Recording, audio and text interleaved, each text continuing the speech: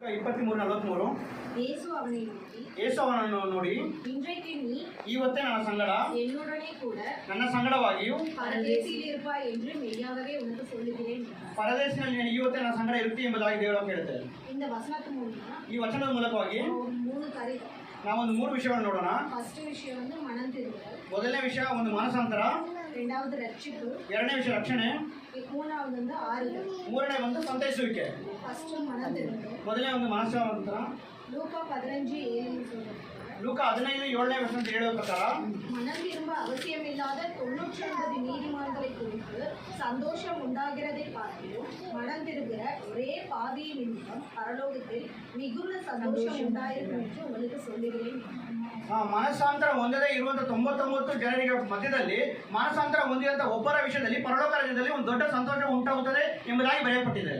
ஏசப்பா இந்த இடத்துல 2 கல்லருக்கு நடுவுல தொங்கிட்டு ಯೇಸು ಸ್ವಾಮಿ ಆ ಶಿಲುಬೆ ಮೇಲೆ ಇಬ್ಬರು ಕಳ್ಳರ ಮಧ್ಯೆ ಆತನ ಇರಬೇಕಾದ್ರೆ ஒருத்தர் வந்து சொல்றான், ಒಬ್ಬನ ಮುಂದೆ ಹೇಳ್ತಿದ್ದಾರೆ, நீ வந்து கிறிஸ்துவானா உன்னையும் ரட்சிக்கோ என்னையும் ரட்சித்து என்னையும் காப்பாத்து அப்படின்னு. ನೀನು ಬರಬೇಕಾಗಿರೋ ಕ್ರಿಸ್ತನಾಗಿದ್ದರೆ ನೀನು ನಿನ್ನನ್ನು ರಕ್ಷಿಸಿಕೋ ಮತ್ತು ನನ್ನನ್ನು ಸಹ ರಕ್ಷಿಸು ಎಂಬುದಾಗಿ. ஆனா இன்னொருத்தர் சொல்றான், ಆದ್ರೆ ಇನ್ನೊಬ್ರು ಹೇಳ್ತಿದ್ದಾರೆ, அவர் அந்த இடத்துல எப்படி இருக்காரு, ಆತನ ಆ ಜಾಗದಲ್ಲಿ ಯಾವ ರೀತಿಯಾಗಿದ್ದಾರೆ, யாரு அவருக்கு என்ன சம்பவிச்சதுன்றது அவன் உணர்ந்து ಅವರು ಯಾರು, ಅವ್ರಿಗೆ ಏನು ಸಂಭವಿಸುತ್ತೆ ಎಂಬುದನ್ನು ಆತನು ಅರಿತುಕೊಂಡು, ஆண்டவரே நீர் ದೇವರೇ ನೀನು உம்முடைய ராஜ்யத்தில் வரும்போது ನಿನ್ನ ರಾಜ್ಯವನ್ನು ಪಡೆದವನಾಗಿ ಬರುವಾಗ அடியேனை நினைத்தருளும் என்றார். ಈ ಅಧೀನವನ್ನು ನೀನು ನೆನೆಸಿಕೋ ಎಂಬುದಾಗಿ.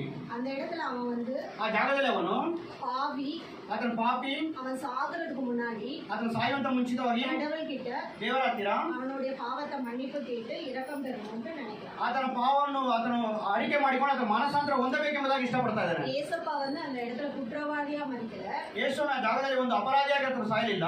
அவர் வந்து ಮರಿಚಾலும் ಆತನು ಸತ್ತು ಹೋದರು, ராஜ்யத்துல வந்து அரசாழ்வாரு, ಆ ರಾಜ್ಯದಲ್ಲಿ ಆತನು ರಾಜ್ಯಭಾರ ಮಾಡುವಂತನಾಗಿದ್ದ. அந்த ராஜ்யத்துல அவனும் பங்கு பெறணும்னு ஆசைப்படுறான். ಆ ರಾಜ್ಯದಲ್ಲಿ ಆ ಕಳ್ಳನು ಸಹ ಇರಬೇಕೆಂಬುದಾಗಿ ಆತನು ಇಷ್ಟಪಡ್ತಾ ಇದ್ದಾರೆ. சோ அவனுக்கு கிடைச்ச அந்த ಕடைசி வாய்ப்பை, ಆತನಿಗೆ ಸಿಕ್ಕಿದ ಕೊನೆಯ ಅವಕಾಶವನ್ನು அவன் பாவ மன்னிப்பு பெற்று பரலோக ராஜ்யத்துக்கு இடம் கொள்ள தகுதி பெறான். ಆತ ಪಾಪ ಕ್ಷಮಾಪಣೆಯನ್ನು ಹೊಂದಿ ಆ ಪರಲೋಕ ರಾಜ್ಯದಲ್ಲಿ ಆತನ ಸ್ಥಾನ ಪಡೆಯಲು ಆತನು ಇಚ್ಛಿಸ್ತಾನೆ. ஆனா இன்னொருத்தனும் ಆದ್ರೆ ಇನ್ನೊಬ್ಬರು ಸಹ அந்த லாஸ்ட் சான்ஸ் கூட மிஸ் பண்ணான். ಆ ಲಾಸ್ಟ್ ಸಿಕ್ಕಿದ ಆ ಚಾನ್ಸಸ್ ಸಹ ಇನ್ನೊಬ್ಬ ಕಳ್ಳನ ಮಿಸ್ ಮಾಡ್ಕೊಂತಾನೆ. செகண்ட் காரியம் வந்து ரட்சிப்பு. ಎರಡನೇ ವಿಷಯ ಬಂದು ರಕ್ಷಣೆ. தேவனுடைய ரட்சிப்பு வந்து ஒரு நாளைக்கோ இல்ல ஒரு வாரம் கழிச்சோ இல்ல ஒரு மாசம் கழிச்சோ கிடைக்காது. ದೇವರ ರಕ್ಷಣೆ ಎಂಬುದು ನಾಳೆನೋ ಒಂದು ವಾರ ಬಿಟ್ಟು ಇಲ್ಲ ಒಂದು ತಿಂಗಳು ಬಿಟ್ಟು ನಮಗೆ ಸಿಗುವಂತ ವಿಷಯವಲ್ಲ. ಅದು நம்ம எந்த நிமிஷம் நம்மளுடைய மனசு வந்து திரும்பி நீங்க தான் உண்மையான தேவன் நினைக்கிறோமோ அந்த இடத்துல கிடைக்கும். ನಾವು ಯಾವ ಒಂದು ಕ್ಷಣದಲ್ಲಿ ನಾವು ಮಾನಸಾಂತರ ಹೊಂದಿ ನೀನೇ ನನ್ನ ದೇವರು ಎಂಬುದಾಗಿ ಹೇಳ್ತಾರೋ ಆ ಕ್ಷಣದಲ್ಲಿ ನಮಗೆ ಆ ರಕ್ಷಣೆ ಸಿಗುವಂತದಾಗಿದೆ. சிலுவை பாதையில தான் வந்து ஏசப்பா நம்மளுக்கு ரட்சிப்பு கிடைக்குதுன்னு கொடுத்துருக்காரு.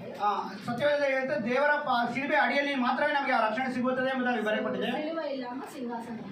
ಆ ರೀತಿಯಾಗಿ ಶಿಲುಬೆ ಇಲ್ಲದೆ ಆ ಸಿಂಹಾಸನ ನಮಗೆ ಸಿಗುವುದಿಲ್ಲ ಎಂಬುದಾಗಿ.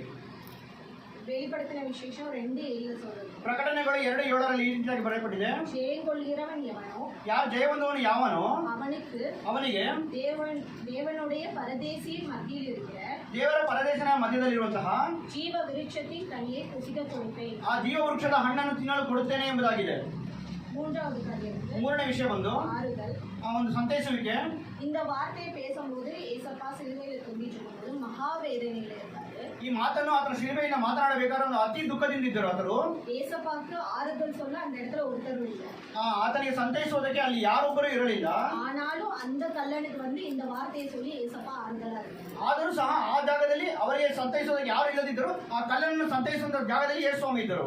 நீதிமொழிகள் 28:13 சொல்றாங்க. ಆ ಜ್ಞಾನಾಂತಿಗಳ 23:13 ಹೇಳ್ತಾರೆ, தன் பாவங்களை மறைக்கிறவன் வாழ்வடைய மாட்டான். ತನ್ನ ಪಾಪಗಳನ್ನು ಅದನ್ನು ಮುಚ್ಚಿಕೊಳ್ಳುವವನಿಗೆ ಕ್ಷಮಾಪಣೆ ಆಗುವುದಿಲ್ಲ.